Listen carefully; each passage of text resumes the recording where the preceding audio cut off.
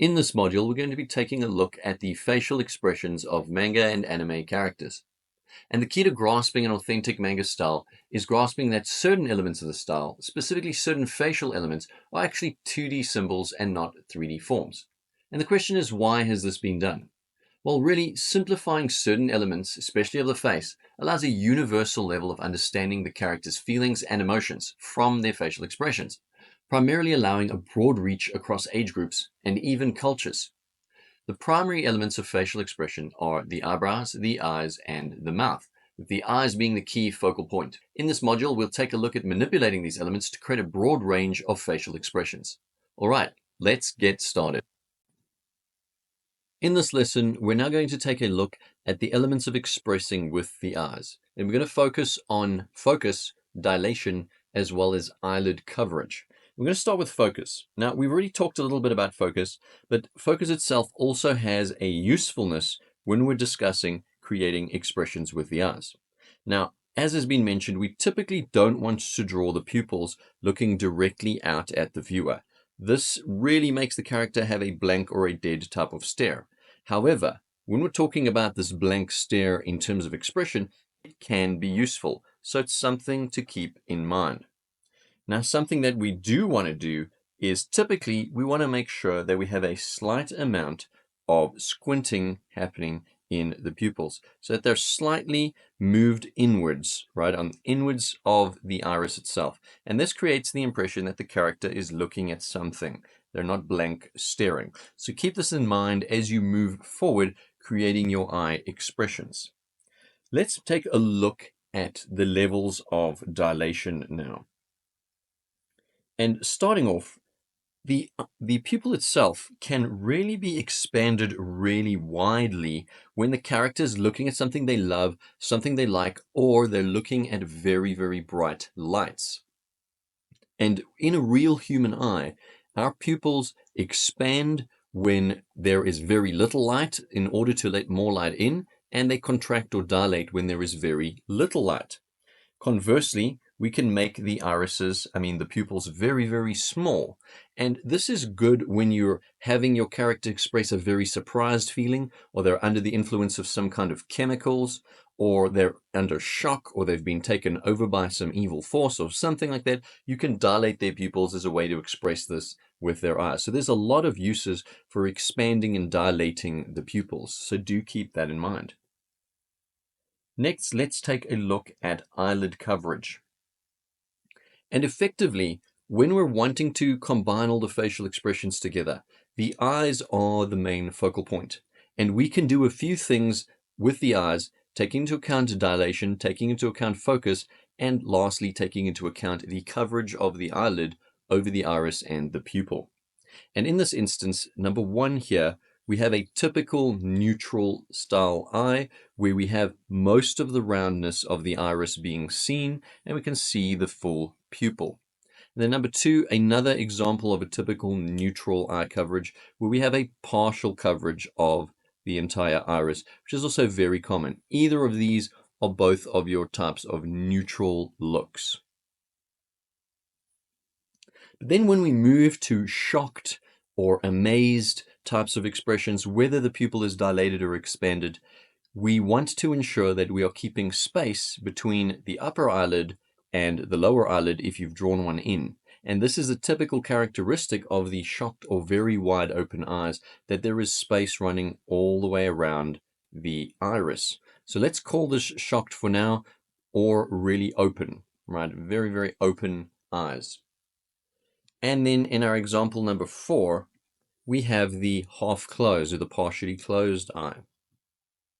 And in this instance, we can use this for indicating tiredness in the character or anger, certain types of anger or intensity, or also those sort of come to bed eyes, as they say, those lusty eyes, those look at me eyes. So that's what we can do by partially covering the iris itself, and also ensuring that we're also covering a large majority of the pupil. So do keep that in mind. You do want to cover the pupil when you're doing the closed partially lid closure for those expressions.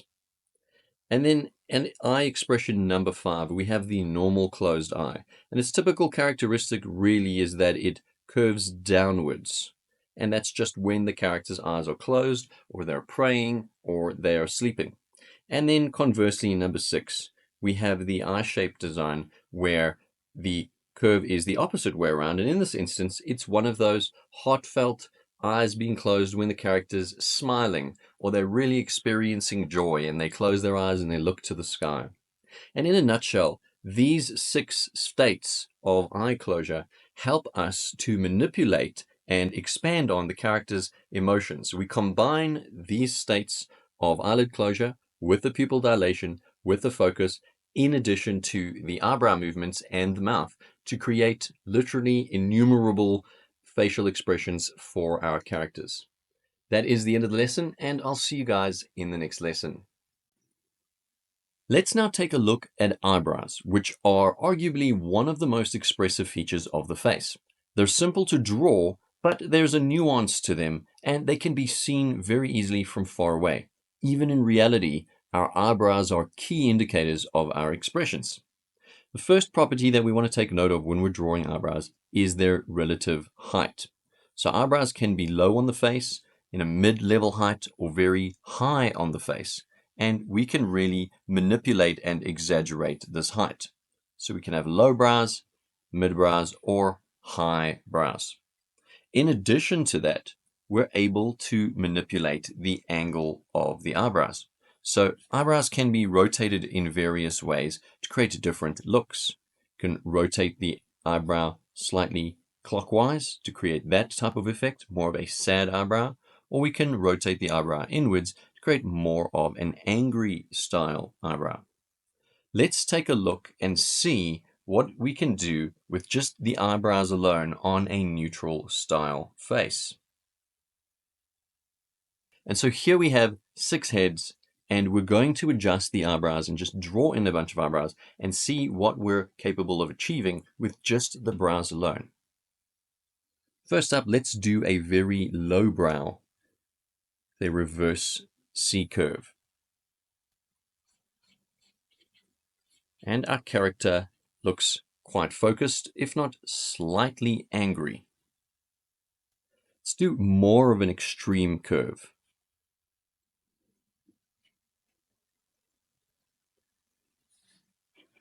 My character definitely looks very confident and focused here. If we reverse that C curve,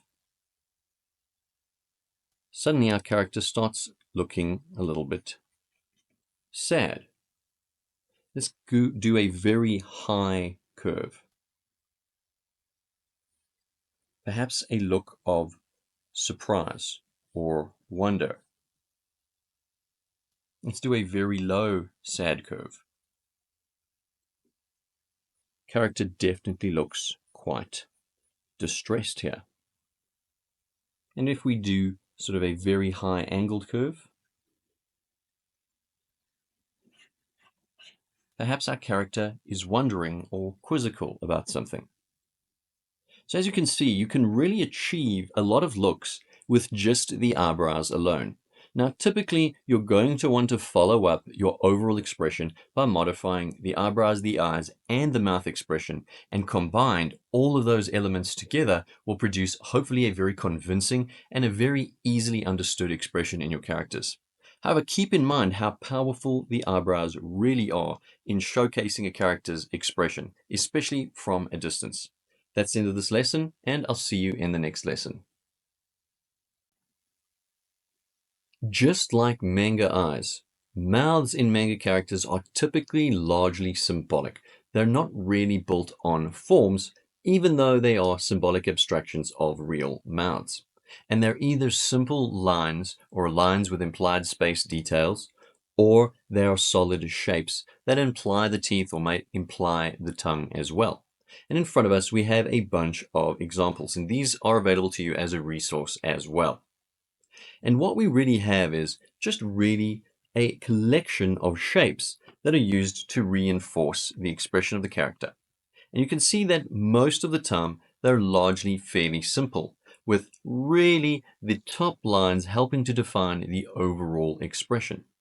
So when we look from top left across all of these, we have cheerful, which is a slight smile, cheerful with the lip line indication, unhappy, which is a typical way of displaying unhappiness, neutral, which is a very small line, the big smile, which is really wide open, and a line to imply the teeth and the tongue, the light smile with no internal indication details, and really just a slight curve on the top lip there, and then confused or concerned, implying the character's mouth or their jaw is slightly dropped, angry or stalwart to indicate firm closing of the lips, worried or unhappy. Think of this in the context of a manga face, because sometimes these do look very abstract without the face. The character's sort of at that point of wondering, what have I done wrong? Or I'm afraid I've done something wrong. Afraid or confused. The character is about to get attacked by somebody, or they think they've just done something wrong. Disappointed or scared. The grin, or an arrogant kind of grin, that cheeky little grin, like, ha, I've just beat that enemy or something like that. And then shouting or angered. Curious or contemplative, or even whistling if you want. And then furious or gritting the teeth, where the character is about to make a mighty attack against their foe. And the last one is embarrassment or fear. And they're afraid or they're embarrassed that they've done something silly. The point to keep in mind here is really that the mouths are symbols, and there are way more than this, and you can do a lot with it yourself. Keep in mind the areas of line weighting. Typically, we're line weighting the top line and then any types of areas where we have corners coming off. So we tend to put in extra shading in corner areas. In addition to that, keep in mind that you'll want to always squish the far side of the mouth in a 3/4 view so that it looks normal and looks correct. We don't want to put just these front views onto a 3/4 view or a rotated view face. Now let's do a few examples of these mouths and see the impact that they have on front view characters.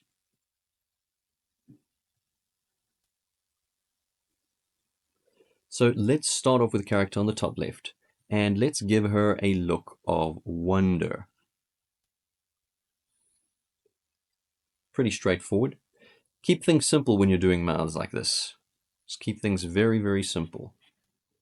And perhaps we're going to do a afraid or slightly confused mouth.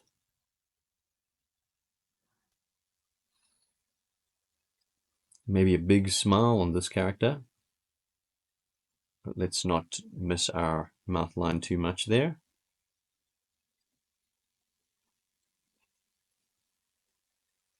Simplicity really is key.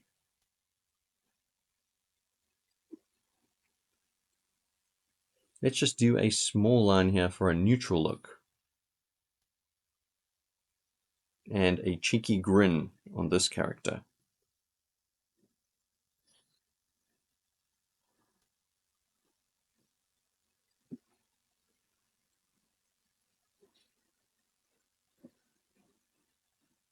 And last but not least, let's do an angry, about to attack face. Perhaps about to defeat his nemesis. And a light indication of the teeth there. Now do keep in mind, we're really just looking at mouths in this lesson, but typically we'll have our eyes and our eyebrows following on from this. And there is a demo at the end of the module exploring all of the facial expressions working together to create really dynamic, appealing, and clear facial expressions. Once again, the mouths are symbols, so see them as flat 2D symbols, and feel free to iterate, explore, and create your own mouth designs as well. That's the end of this lesson. I'll see you in the next lesson. We're now going to take a quick look at some additional elements that we can use to enhance the expressions and the feelings and the emotions of our characters. And these are things you may or may not have seen in anime and manga, which really are graphic additions that help to reinforce a particular feeling or emotion. The first thing we're going to do on the first image here to the left is we're going to add little lines to the cheeks of the character. And really, this is a way to imply blushing. They can be lines, they can be zigzag shapes, whatever the case may be. Really, you're just trying to imply that the character is blushing. And to enhance that even further still, I did go ahead and add in little hearts in the eyes. So the character seems to be in love, a common time for people to blush. In the second image, what we're going to do is we're going to add a little teardrop. It can be a small drop, a big drop, it could even be a few drops if you want. And what this does is it helps to reinforce the feeling or the emotion of being stressed out or worried. And it really is quite an effective graphic tool. And in the last image, what we're going to do is simply draw straight lines down from the closed eyes to indicate crying. And really, this is also very common in anime and manga. And you can just kind of extend this down in a particular way, spikes, or you can create little water type effects to show that the character is crying. But really, you want to be very clear in expressing these parallel lines coming down from the eyes to indicate that the character is themselves crying. Do take some time to go and research and look through manga and anime and see more of these additional elements that are used to enhance the expression. That is the end of this lesson, and I'll see you guys in the upcoming facial expression demos.